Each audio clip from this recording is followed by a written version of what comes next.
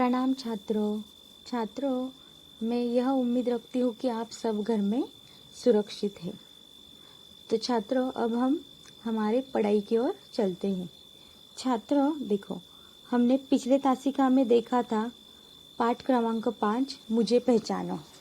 तो मैं यह उम्मीद रखती हूँ कि वह पाठ आपको समझ में आए। तो आज हम देखने वाले हैं पाठ क्रमांक 6 बोध। क्या है हमारा पाठ क्रमांक 6? बोध। देखो, यह हमारा पाठ क्रमांक 6 है बोध। तो छात्रों, मैं यह पाठ पढ़ाने के पहले आपको व्याकरण में से कुछ वचन और लिंग पहचानने के लिए किसे कहते हैं वह बताने वाली हूँ। उसकी मदद हमें हमारे पाठ के लिए होगी। देखो, वचन के भेद। वचन दो प्रकार के होते हैं। पहला एक होता है एक वचन, दूसरा बहुवचन। एक वचन यानी कि एक ही वस्तु और बहुवचन यानी कि एक से ज्यादा वस्तु है। देखो, एक वचन शब्द के जिस रूप से एक व्यक्ति, वस्तु या एक प्राणी के होने का ज्ञान हो उसे एक वचन कहलाता है। जैसे कि खिलौना, कमरा, खिड़की, गुड़िया आदि। बहुवचन शब्द के जिस रूप से एक से अधिक व्यक्तियों, वस्तुओं या प्राणियों का ज्ञान हो उसे बहुवचन कहलाते हैं।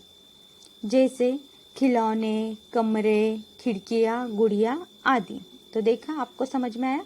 एक वचन में सिर्फ एक ही वस्तु का बोध होता है और अनेक वचन में मतलब एक से अधिक व्यक्ति, वस्तु, प्राणियों का बोध होता है। तो चलो देखते हैं हमारे पाठ क्रमांक 6 बोध। देखो, मैंने पूरी पुस्तक पढ़ डाली। वो जो लड़का है वो उसके हाथ में एक ही पुस्तक है और वो अकेला पढ़ रहा है। देखो, यहाँ पे दो लड़कियां है दूसरे साइड में और उनके हाथों में दो पुस्तकें। देखो, अर्चना ने पुस्तकें भेंट की। देखो, उसकी जो सहेली है उसने अपनी सहेली को पुस्तकें भेंट दी। मतलब एक पुस्तक दी क्या? नहीं, एक से ज्यादा, मतलब 2-3 जितने होगी उतनी पुस्तक उसने दी। देखो, पुष्पेंद्र ने पौधा लगाया। यहाँ पे देखा आपने, वह लड़का पौधा लगा रहा है। कितने पौधे लगा रहा है? वो एक ही लगा रहा है, इसलिए क्या कहा गया है? पुष्पेंद्र ने पौधा लगाया। अब देखो, क्यारी में अनेक पौधे लगे हैं। देखो, क्यारी में अनेक पौधे लगे। क्यारी में एक पौधा है क्या? नहीं, एक से अधिक पौधे हैं। मछली जल की रानी है। देखो, मछली कौन है? जल की रानी है। मछलियां जल में तैरती है। पानी में एक मछली रहती है क्या? नहीं, बहुत सारी मछलियां रहती है। फूल सभी को अच्छा लगता है। फूल मतलब कितने फूलों का बोध किया गया है? एक ही। फूल सभी को अच्छा लगता है। अभी यहाँ पे देखो, गुलदस्ते में कई फूल है। फूल है यानी कि कितने कहा, उन्होंने क्या कहा गया कि कई फूल है। कई यानी कि ज्यादा फूल है। देखो, मेरे पास एक सुंदर माला है। वह लड़की के पास क्या है? एक माला है। कैसी सुंदर है। और देखो, यहाँ पे बहुत सारी मालाएं, यहाँ मालाएं टंगी हुई है। तो छात्रों, इस पाठ से हमें क्या बोध मिला है कि जब एक वस्तु होगी तो वह क्या है? एक वचन। और एक से ज्यादा वस्तु, प्राणी, मतलब जो भी हो वह क्या कहते हैं? बहुवचन। तो छात्रों, अब हम नेक्स्ट दूसरा पाठ क्रमांक देखते हैं। देखो, यह पाठ पढ़ाने से पहले मैं आपको कुछ लिंग के बारे में जानकारी देने वाली हूँ। देखो, लिंग के 2 प्रकार होते हैं, पुल्लिंग और स्त्रीलिंग। पहले हम पुल्लिंग देखते हैं। देखो, पुरुष जाति का बोध कराने वाले शब्द पुल्लिंग कहलाते हैं। जैसे कि दादा, माली, कबूतर, आपके पिताजी, है ना। वैसे मतलब जो भी पुरुष है वह पुल्लिंग। अभी देखो, दादा, माली, कबूतर, यह 3 नाम हैं। अभी स्त्रीलिंग में देखते।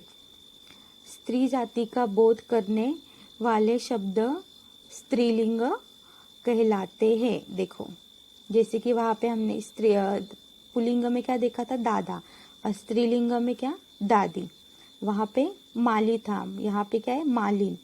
कबूतर, कबूतरी। देखो क्यों क्यों कहा गया है इनको स्त्रीलिंग, क्योंकि यह इस वाक्य मतलब यह जो लिंग, यह इसमें किसका बोध किया गया है, स्त्रियों का। कितना, स्त्रियां।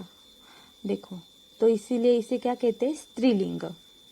तो छात्रों चलो चलते हैं हमारे पढ़ाई की ओर। देखो अब हमें यहाँ पे कुछ वाक्य दिए हैं चित्र से। देखो, वन में मोर नाच रहा है। वन में मोर, मोर पता है आप सबको, वह नाच रहा है। और देखो अगर वो लड़की मतलब वो स्त्रीलिंग होगी तो क्या आएगा, मोरनी दाना चुगती है। तो यह क्या है, स्त्रीलिंग है, मोरनी। वहां पे मोर नाच रहा है और यहाँ पे मोरनी दाना चुगती है, तो यह क्या है, स्त्रीलिंग।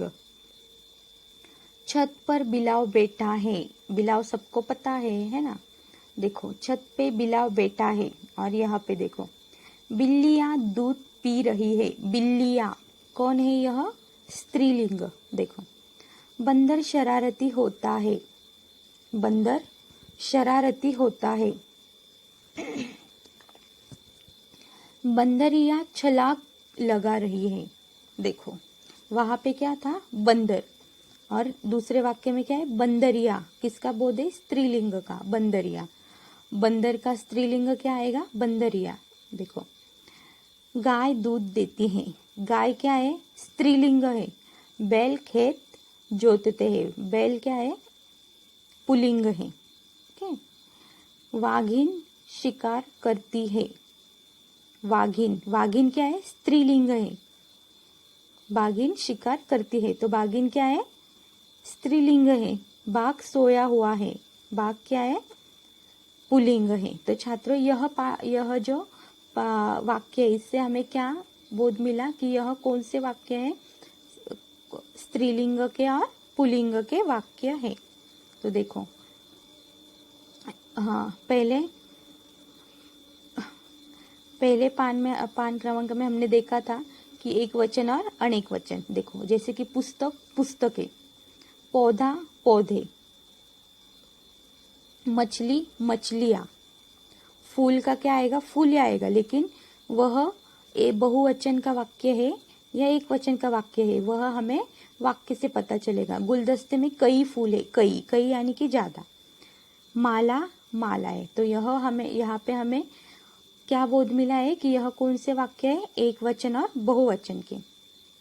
अभी दूसरे जो हमने देखो स्त्रीलिंग, मोर का क्या आएगा, मोर यह पुल्लिंग है। मोर का क्या आएगा, मोरनी। बिलाव, बिल्लियां। बंदर, बंदरिया। गाय, बैल। बाघिन, बाघ। तो यह पाठ से हमें क्या सीख मिली है, स्त्रीलिंग लिंग किसे कहते हैं, है ना, मतलब लिंग कैसे पहचानने के, वह हमें सीख मिली है। तो छात्रों मैं आशा करती हूँ कि यह पाठ आपको अच्छा लगे। तो छात्रों चलो अब हम मिलते हैं अगले तासिका में। धन्यवाद। और छात्रों आज का आपका यह क्या करना है, आपको यह सब वाक्य आपको पढ़ के अपने कॉपी में लिखने हैं। ओके छात्रों, तो अब हम मिलते हैं अगले तासिका में। धन्यवाद।